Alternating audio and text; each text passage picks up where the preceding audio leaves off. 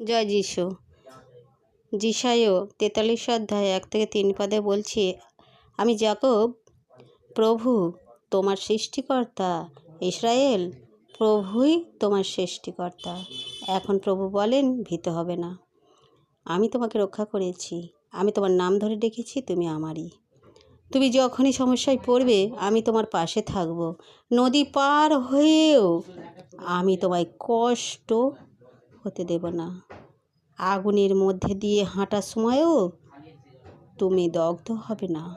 অগ্নিশিখা তোমাকে আঘাত করবে না, কারণ আমি প্রভু তোমার ঈশ্বর, আমি ইসরায়েলের পবিত্রতম তোমার রক্ষাকর্তা।